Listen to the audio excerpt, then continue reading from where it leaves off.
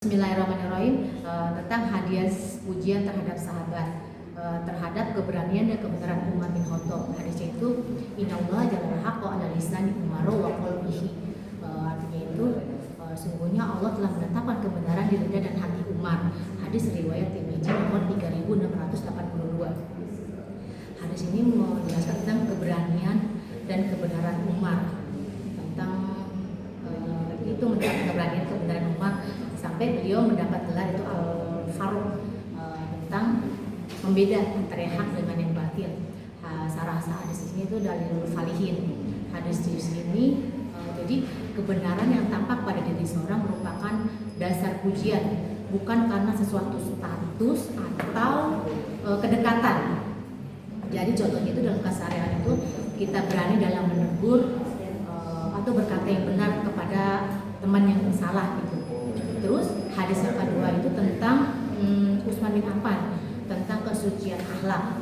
Hadisnya itu ala astahi min rajulin tastahi minhul malaikat. Tidaklah engkau malu seperti malaikat malu kepadanya. Hadis riwayat Muslim nomor 2401. Hadis ini menerangkan tentang malu itu sebagian dari kesempurnaan akhlak. Contoh dalam keseharian itu kita harus berkata lembut, bagian dari sopan santun atau adab yang baik, itu adalah suatu wujud akhlak ya.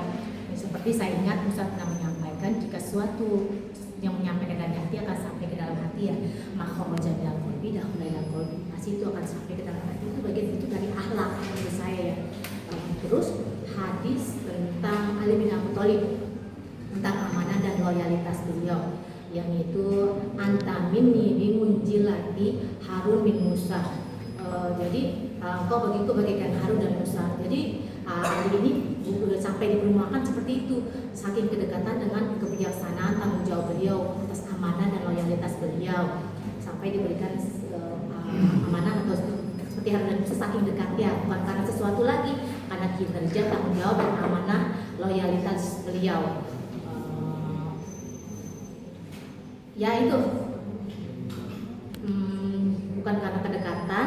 Jadi contohnya itu jika kita dalam pengurusan kita harus amanah, dalam misalkan dana infak harus jujur, itu kan suatu amanah ya. Terus jika teman memberikan amanah atau kepercayaan curhat, itu kita itu salah satu amanah.